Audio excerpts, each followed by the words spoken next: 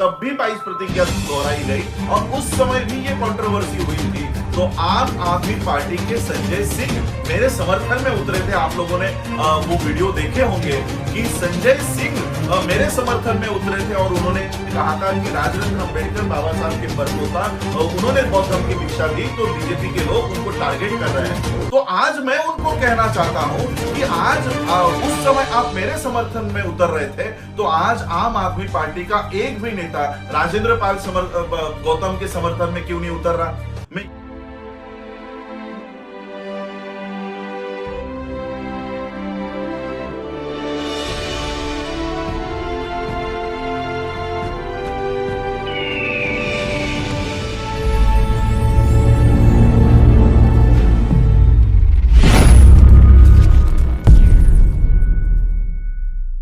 सभी बहुजन press reporters का आज के इस प्रेस कॉन्फ्रेंस में स्वागत करता हूं। 5 अक्टूबर 2022 को the Buddhist society of India और जय भीम मिशन के माध्यम से दिल्ली के अंबेडकर भवन रानी झांसी रोड पर बौद्ध धम्म दीक्षा का कार्यक्रम आयोजित किया गया और ये कोई पहला कार्यक्रम नहीं था। पिछले साल भी वही उसी जगह पर ये कार्यक्रम हुआ है जिसमें राजेंद्र पाल गौतम पिछले साल भी उसमें शामिल थे। और 22 प्रतिज्ञा क्योंकि बाबा साहब अंबेडकर जी के बौद्ध धम्म दीक्षा का वो दिन मनाया जाता है, अशोका विजयादशमी हो या 14 अक्टूबर हो, जो कोई पहला आता है तो उस दिन ये लाखों के संख्या में लोग बौद्ध धम्म दीक्षा लेते हैं, प्राप्त करते हैं, ग्रहण करते हैं और 22 प्रतिज्ञाओं का पठन दोहराने का काम भी वहां पर होता है। लेकिन इस बार क्योंकि गुजरात में यहाँ कहीं पर इलेक्शंस है, इसलिए यहाँ की जो हिंदू मानसिकता या ब्राह्मण मानसिकता के जो लोग हैं, उन्होंने बाबा साहब अंबेडकर जी की 22 प्रतिज्ञाओं को ये हिंदू समाज के लोगों में नफरत फैलाने का काम मीडिया ने यहाँ पर किया है। चाहे वो आदेश गुप्ता हो, बीजेपी के प्रवक्ता हो, जिन्होंने प्रेस कॉन्फ्रेंस लेकर ये कहा है कि बौद्ध धर्म की दीक्षा में हिंदुओं के देवी देवताओं को गाली दी गई, ये इस तरह से झूठा प्रचार यहाँ पर मीडिया में हुआ। हमें ये कतई पता नहीं था कि हमारे इस बौद्ध धम्म दीक्षा के कार्यक्रम के बाद इतनी बड़ी कंट्रोवर्सी क्रिएट होगी। ये मुझे ऑस्ट्रेलिया में जाने के बाद पता चला और सभी चैनल के लोग ये गलत तरह से हिंदुओं के दिलों में बौद्धों के विषय में, बौद्धों के बारे में नफरत फैलाने का काम यहां पर हो रहा था। मोदी सरकार या ये आरएसएस है, पहले हिंदू और मुसलमानों को आपस में लड़ाया करती थी, अब मुसलमानों को इन्होंने पीएफआई के माध्यम से, बाकी के माध्यम से इन्होंने रेड्स डालकर उनका जो मूवमेंट है वो खत्म कर दिया। अब वो बौद्धों की तरफ मुड़ रहे हैं, बीजेपी के लोग, आरएसएस के लोग बौद्धों की तरफ मुड़ रहे हैं। ये 22 प्रतिज्ञा दिल्ली के अंबेडकर भवन में पहली बार नहीं ली गई है। यहां पर हर साल ये 22 प्रतिज्ञा ली जाती है और केवल यहीं पर नहीं, भारत के कोने कोने में ली जाती है, विदेशों में ली जाती है। लंदन का घर जो बीजेपी दावा करती है कि हमने बाबा साहब अंबेडकर जी का ये घर खरीदा, वहां पर भी आप लोग 14 अक्टूबर हो, अशोका विजयादशमी हो, अंबेडकर इंटरनेशनल मिशन और अंबेडकर हाउस लंदन, ये जो कमेटी है वहां पर 22 प्रतिज्ञा को दोहराने का काम करती है। बाबा साहब ने जहां से ये बौद्ध धम्म दीक्षा को अपनाया है, उस दीक्षा भूमि पर भारत के प्रधानमंत्री नरेंद्र मोदी वहां जाते हैं, नितिन गडकरी वहां जाते हैं, महाराष्ट्र के अनेक नेता वहां जाते हैं, देवेंद्र फडणवीस भी जाते हैं। बहुत बड़ी वहां पर कोनशिला बनाई हुई है, शिलालेख बनाया हुआ है जहां पर 22 प्रतिज्ञा लिखी हुई है और इस 22 प्रतिज्ञाओं को प्रधानमंत्री नमन करते हैं क्योंकि ये बुद्धिस्ट कल्चर का भाग है। बौद्ध धर्म में देवी देवता नहीं होते और बाबा साहब उस समय हिंदू धर्म से बाहर आ रहे थे, इसलिए जो प्रतिज्ञा दी गई है वो हिंदू धर्म के इससे बाहर आने की वो प्रक्रिया है। और इसलिए इन्होंने हमारे खिलाफ बीजेपी के वक्ताओं ने, बीजेपी के लोगों ने और ये मोदी मीडिया ने, मोदी के चैनलों ने बौद्धों के खिलाफ देश भर में इन्होंने हिंदुओं के दिल में नफरत पैदा करने का काम किया है। हम हिंदू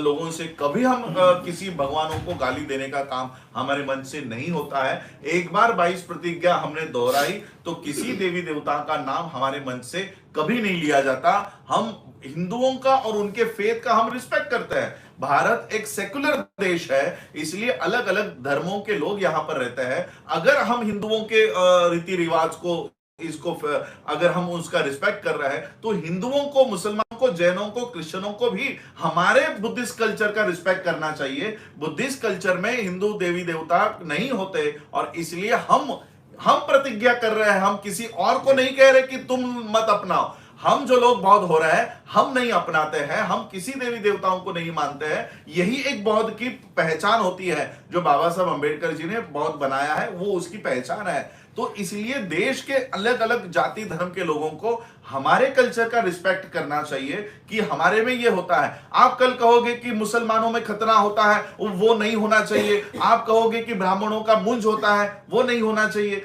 तो अलग अलग धर्मों की जो रीति रिवाज है, वैसे ही बौद्धों का रीति रिवाज है 22 प्रतिज्ञा। और ये 22 प्रतिज्ञा बाबा साहब अंबेडकर जी ने इस देश का संविधान लागू होने के बाद दी हुई है। यह संविधान लागू होने की घटना नहीं है, संविधान लागू होने के बाद की घटना है। और इसलिए इस चीज को लेकर हम लोग कानूनी प्रक्रिया करेंगे। जिन जिन लोगों ने अपने अपने चैनल्स पर ये चलाया है, इन सब लोगों को हम लोग सबक सिखाएंगे, क्योंकि इन्होंने बौद्धों के विषय में, बौद्धों के बारे में देश के लोगों के दिलों में इन्होंने जहर फैला है। तो ये एक पहला काम हम लोग करेंगे। दूसरा काम कि एक Rajendra Pal Gautam as a individual हमारे स्टेज पर थे, कहीं पर भी उनका उल्लेख सामाजिक न्याय मंत्री, किसी पार्टी के मंत्री के कैटेगरी में वो नहीं थे। और आज देखिए, मुझे आज भी पता है, वाल्मीकि, मनीषा वाल्मीकि के साथ जब अन्याय हुआ, अत्याचार हुआ, और उसको देखकर उसके बाद पिछले 14 अक्टूबर 2018 या 20 को वाल्मीकि समाज के लोगों ने, पूरी की पूरी बस्ती ने बौद्ध धर्म अपनाया था। और बौद्ध धर्म अपनाने के बाद में हमने उनको 22 प्रतिज्ञा दी थी। गाजियाबाद में वो पूरा मोहल्ला है, वाल्मीकि बस्ती है, आज भी वो लोग बौद्ध है। और जब उनको बौद्ध धर्म की दीक्षा दी गई, तब भी 22 प्रतिज्ञा दोहराई गई, और उस समय भी ये कंट्रोवर्सी हुई थी। तो आम आदमी पार्टी के संजय सिंह मेरे समर्थन में उतरे थे। आप लोगों ने वो वीडियो देखे होंगे कि संजय सिंह मेरे समर्थन में उतरे थे, और उन्होंने कहा था कि राजरत्न अंबेडकर बाबा साहब के परपोता, उन्होंने बौद्ध धर्म की दीक्षा दी, तो बीजेपी के लोग उनको टारगेट कर रहे हैं। तो आज मैं उनको कहना चाहता हूं कि आज उस समय आप मेरे समर्थन में उतर रहे थे, तो आज आम आदमी पार्टी का एक भी नेता राजेंद्र पाल गौतम के समर्थन में क्यों नहीं उतर रहा?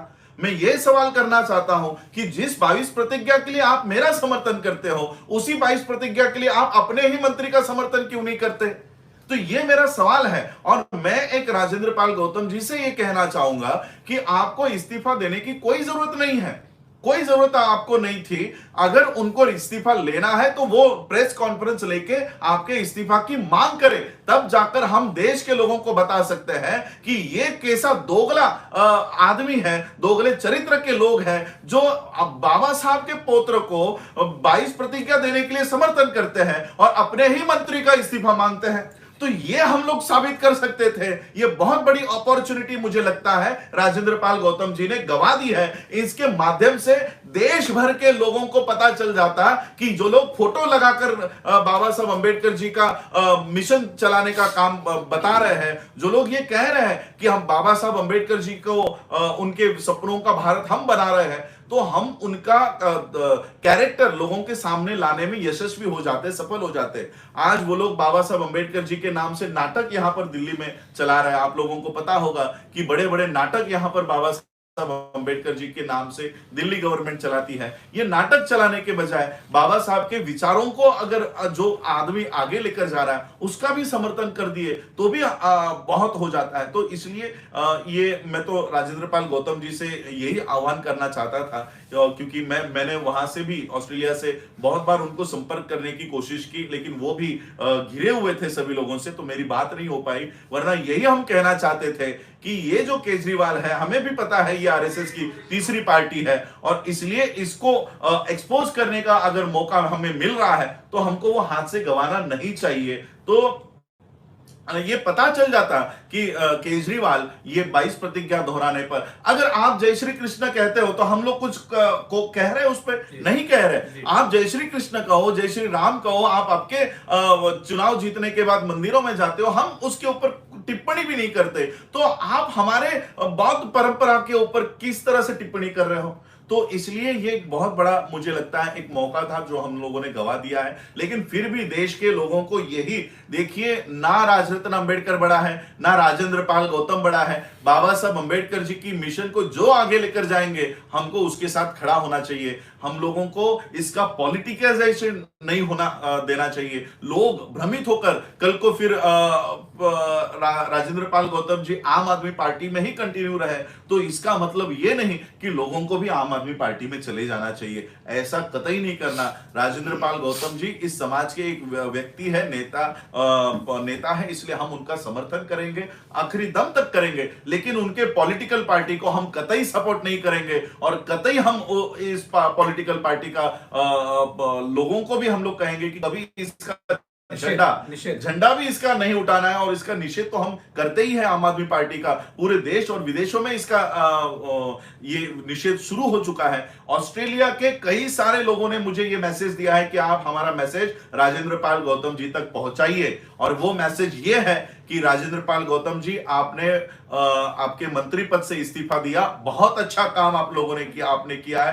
पूरा विदेश आप लोगों के साथ खड़ा है। और उन्होंने मैसेज दिया है कि इसी के साथ साथ सामान्य सदस्यता का भी आपको त्याग करना चाहिए, ताकि लोगों को पता चले कि आम आदमी पार्टी बाबा साहब अंबेडकर जी के आड़ में ये किस तरह से अंबेडकर विरोधी काम कर रहे हैं। तो ये आज इस जो कंट्रोवर्सी हुई इसमें, तो मैं ये कहना चाहता हूं, यही कंट्रोवर्सी आपको महाराष्ट्र में क्यों नहीं होती? क्या आपकी भावनाओं को आहत सिर्फ दिल्ली के इस अंबेडकर मैदान से ही होती है? क्या आपकी भावनाओं को आहत देवेंद्र फडणवीस जब अपने स्पीच में कहता है कि हमें 22 प्रतिज्ञा दोहरानी चाहिए? ये देवेंद्र फडणवीस महाराष्ट्र का उप मुख्यमंत्री, एक लीगल पोस्ट पर, एक सैंक्शन पोस्ट पर रहकर वो अगर ये बात कह रहा है, तो आप देवेंद्र फडणवीस का इस्तीफा क्यों नहीं मांग रहे हो? क्योंकि वो भी 22 प्रतिज्ञाओं का समर्थन कर रहा है और वो कह रहा है कि 22 प्रतिज्ञाओं को दोहराना चाहिए। प्रधानमंत्री नरेंद्र मोदी उस 22 प्रतिज्ञा के शिलालेख को नमन करते हैं, तो प्रधानमंत्री का इस्तीफा क्यों नहीं मांग रहे हो? तो ये कहीं ना कहीं लोगों को, भारत के लोगों को समझ जाना चाहिए कि ये बौद्धों के खिलाफ इस देश में नफरत फैलाने का काम कर रहे हैं। ये आज की हुई कोई प्रतिज्ञा नहीं है, 1956 से चली आ रही है। और भारत सरकार ने इस प्रतिज्ञाओं को, अगर इसके खिलाफ इनका कुछ नारा होता है, अगर इनको ऑब्जेक्शनेबल होती, तो भारत सरकार इसको छापती नहीं। भारत सरकार की किताबों में ये बुक राइटिंग एंड स्पीचेस में छपी हुई है। तो इसका मतलब ये अप्रूव्ड है और इसलिए हम वो कह रहे हैं। और कई हम लोगों ने इसको ऐड नहीं किया है कि कोई एडिशन नहीं है, डिलीशन नहीं है। तो यही मैं मेरे हिंदू भाइयों को कहना चाहता हूं, ये हमारी प्रतिज्ञा है जिसमें किसी देवी देवताओं का अपमान हमने नहीं किया है। सिर्फ बौद्ध बनने की ये प्रक्रिया है। बौद्ध जो हो जाता है, उसको जो रीति रिवाज वो पहले से फॉलो कर रहा था वो छोड़ने ही पड़ते हैं, तब जाकर आप बौद्ध बनते हो। क्योंकि बौद्ध धर्म में ना भगवान होता है, ना परमात्मा होता है, ना आत्मा होता है, ना पुनर्जन्म होता है। तो यही 5 प्रतिज्ञा है। और उसके बाद की प्रतिज्ञा आप बताने का काम करो, जो बौद्ध धर्म के बारे में है कि मैं कैसा आचरण करूंगा, मैं शराब नहीं पीऊंगा, मैं चोरी नहीं करूंगा। ये तो देश के लिए अच्छी प्रतिज्ञा है। देश आज इससे जूझ रहा है। मैं तो कहता हूं कि सबसे पहले ये 22 प्रतिज्ञा इस देश के प्रधानमंत्री को लेनी चाहिए, ताकि वो मंच से खड़ा होकर कह सके कि मैं झूठ नहीं बोलूंगा। तो ये 22 प्रतिज्ञा तो प्रधानमंत्री को पहले लेनी चाहिए, मुझे ऐसा लगता है। थाईलैंड की यात्रा पर क्या कहेंगे, क्या कुछ अपडेट है? जी, थाईलैंड में वर्ल्ड फेलोशिप ऑफ बुद्धिस्ट की 30वीं कॉन्फ्रेंस हो रही थी और बाबा साहब पहली, तीसरी और चौथी कॉन्फ्रेंस में गए थे। हर 2 साल के बाद ये कॉन्फ्रेंस होती है। मैं 29वें कॉन्फ्रेंस को 2018 में गया था और उसके बाद लॉकडाउन लग गया, तो 2020 की कॉन्फ्रेंस नहीं हो पाई। और अभी 2022 की कॉन्फ्रेंस 3 दिन जो चली, तो वहां से मैं अभी यहाँ पर आया हूँ। और भारत की जो बौद्धों की भूमिका है, बौद्धों के साथ क्या होता है, और हमें तो ये बहुत अच्छा प्रूफ मिल गया कि बौद्ध धर्म दीक्षा लेने के बाद किस तरह से हमारे ऊपर अन्याय हो रहा है, अत्याचार हो रहा है। ये हमने वर्ल्ड के प्रेसिडेंट को हमने वहां बताया है, काफी लोगों से चर्चा की है। लेकिन एक बात बहुत मुझे वहां पर चुभ रही थी, वो ये थी कि सभी देश के लोग यही कह रहे थे कि आपका प्रधानमंत्री तो बौद्ध है, वो बौद्ध होने पर ऐसा कैसे कर रहा है।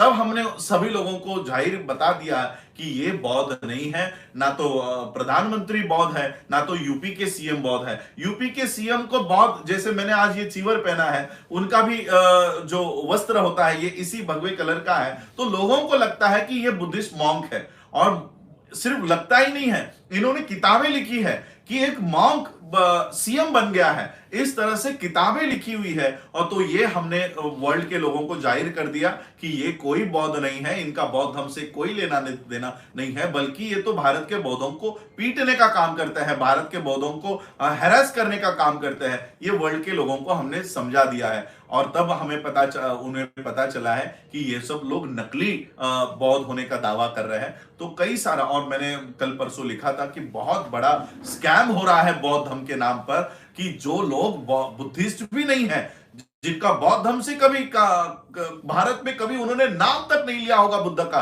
बाबा साहब का, वो लोग वहां से जाकर पैसे ऐंठने का काम कर रहे हैं। सोशियो इकोनॉमिक डेवलपमेंट के नाम पर बहुत सारे पैसे बुद्धिस्ट कंट्रीज से यहां पर लेकर आ रहे हैं। आपके वाराणसी के लिए इन्होंने डेवलपमेंट के लिए पैसे लाए हैं, गंगा की सफाई के लिए बौद्ध देशों से पैसे लाए, आपके बुलेट ट्रेन के लिए बौद्ध देशों से पैसे लाए, भर भर के पैसे इस देश को बौद्ध राष्ट्र दे रहे हैं, बौद्ध देश दे रहे हैं। क्यों दे रहे हैं? क्योंकि यहाँ के बौद्धों की डेवलपमेंट हो, इस देश के बौद्ध भी एक अच्छे लेवल पर आए। वो कहते हैं कि बुद्धा का धम्म ये गरीबों का धम्म नहीं है, ये अमीरों का, श्रीमंत लोगों का धम्म है। और इसलिए भारत के जो बौद्ध है वो भी अमीर होने चाहिए, इसलिए वो लोग भर भर के पैसा दे रहे हैं। लेकिन ये पैसा जा रहा है क्या नाम है वो आपका, गंगा की सफाई में, और नहीं, एक वीएचपी का कुछ इंद्रेश करके है, इंद्रेश कुमार, आरएसएस का इंद्रेश कुमार, ये वहां से पैसे ले रहा है। ये बीजेपी के मंत्री लोग वहां से पैसे ले रहे हैं, ये सारे लोग वहां से जाकर पैसे ले रहे हैं। और हम लोग जो रियल बुद्धिस्ट है, ये जातियों के चक्कर में पड़े हुए हैं, ये आज भी उस हिंदू धर्म के चक्कर में पड़े हुए हैं। हम, बाबा साहब ने हमें ये रास्ता दिखाया कि तुम इस रास्ते पे चलो और अपनी व्यवस्था खुद कायम करो। हम आज भी इनके दरवाजे पर, पॉलिटिकल पार्टियों के नेताओं के दरवाजे पर बैठे हुए हैं, और ये हमें देंगे तब हम बनेंगे, ऐसा ये सब चल रहा है। मैं लोगों से यही आह्वान करना चाहता हूं, बाबा साहब ने जो मार्ग हमें दिखाया है वहां पिछले 60 साल से हम चले नहीं है, और ये लोग सारा कब्जा करके बैठे हुए हैं। आज मैं वहां पर publication, publicity, culture and arts की कमिटी में, स्टैंडिंग कमेटी सेक्रेटरी के लिए मुझे उन्होंने चुना। जब उन्होंने मेरे विचार सुने और जब ये सारी बातें सुनी, तो मैंने उनको कहा कि हम लोग बौद्ध धर्म, ये हमारी पहली पीढ़ी है। अगर आज आप देखो, बाबा साहब अंबेडकर जी ने हमें बौद्ध धर्म से इंट्रोड्यूस तो करा दिया, लेकिन हमारे लोग, बाबा साहब अंबेडकर जी का महापरिनिर्वाण कुछ 1-2 हफ्तों में ही हो गया। तो इसलिए बौद्ध धर्म में हमें क्या करना है यह हमें पता ही नहीं है, आज तक हमें पता नहीं है। और इसलिए हमने क्या किया, भगवानों के मूर्तियों को हटा दिया और बुद्ध की मूर्ति लाकर बिठा दी। तो हम भी वो कर रहे हैं, बुद्धा को सिर्फ नमन करने का काम कर रहे हैं, लेकिन एक्चुअल बुद्धिज्म क्या है या हमें भी नहीं पता। और इसलिए मैं अलग अलग देशों से जाकर वहां का बुद्धिज्म कैसा है, हमें क्या करना चाहिए, क्या पढ़ाई करनी चाहिए, किस तरह से करना चाहिए, इसलिए अलग अलग देशों से मैं मिल रहा हूं और अच्छी यूनिवर्सिटीज में भारत में लाकर यहाँ के लोगों को ट्रेन करने का काम कर रहा हूं। आज मुझे ताइवान के लोगों ने आमंत्रित किया कि सर, अगर आप इस तरह से कुछ करना चाहते हो तो आप हमारे देश में आओ, हम आपको पूरी मदद करेंगे। मुझे ऑस्ट्रेलिया के बौद्धों ने मदद की है, ऑस्ट्रेलिया के पार्लियामेंट के मेंबर ऑफ पार्लियामेंट ने हमें मदद का हाथ दिया हुआ है कि आप अगर एजुकेशन के लिए कुछ करना चाहते हो तो हम आपको पूरा समर्थन देने के लिए तैयार है। तो आज हम 60 एकड़ जमीन मेरे पास है, वो 60 एकड़ जमीन हम लोग बुद्धिस्ट यूनिवर्सिटी यहाँ पर बनाएंगे और वर्ल्ड के बुद्धिस्ट कोर्सेस हम हमारे बच्चों के लिए यहाँ देंगे। और सिर्फ बुद्धिस्ट कोर्सेस ही नहीं, जितने भी आपके प्रोफेशनल कोर्सेस है, जितने भी आपके कॉमर्स, आर्ट्स, साइंस के कोर्सेस है, वो भी हमारे बच्चों के लिए आ देंगे। और बौद्धों का खुद का एजुकेशन सिस्टम हम लोग, देखो, बुद्धा का सबसे बड़ा मैसेज एजुकेशन है। बुद्धा ने जब क्रांति की, उस क्रांति का परिणाम यह हुआ कि देश में 17 विश्वविद्यालय बने, 17, नालंदा, तक्षशिला, ये बुद्धा के क्रांति के बाद बने। यानी बुद्धा का संदेश, ये शिक्षा का संदेश है। आज बुद्धा, हम लोग बौद्ध हम अपना रहे हैं, हमारे पास एक बुद्धिस्ट स्कूल नहीं है, एक बुद्धिस्ट यूनिवर्सिटी नहीं है, और इसलिए हमें अब वहां पर काम करना है। हम लोग हमारे 5 साल के बच्चे को अगर आने वाले 10 साल और 15 साल ट्रेन कर पाए तो वो बच्चा इस देश का शासक बन सकता है। इतना हम लोगों को उसको प्लेटफॉर्म तैयार करके देना है। तो ये वर्ल्ड फेलोशिप ऑफ बुद्धिस्ट के माध्यम से एक तो यूनिवर्सिटी का काम हम कर रहे हैं और कई सारी नौकरियों को मैं यहां पर लेकर आ रहा हूं। बायोटेक्नोलॉजी के माध्यम से ताइवान ने मुझे आह्वान किया है, मुझे इनवाइट किया है कि सर बायोटेक्नोलॉजी के लिए आपके देश में जो आप करना चाहते हो सारा आपको हम देने के लिए तैयार है। तो मेरे ख्याल से नवंबर महीने में ही, अगले महीने में ताइवान जाऊंगा और वहां के एंटरप्रेन्योर्स को भारत में लाकर बौद्धों को देने का काम करूंगा कि ये बुद्धिस्ट है, वो भी यही चाहते हैं कि हम जो काम कर रहे हैं, हमारी जो टेक्नोलॉजी है वो हम भारत को देना चाहते हैं, लेकिन हम किसी ब्राह्मणी व्यवस्था के आदमी को नहीं देना चाहते, वो बौद्धों को देना चाहते हैं। तो वो सारा जो आज तक डाइवर्ट हो रहा था, अडानी अंबानी के पास जा रहा था, आज वो वापस बौद्धों के हाथ में लेकर देने का काम हम करेंगे।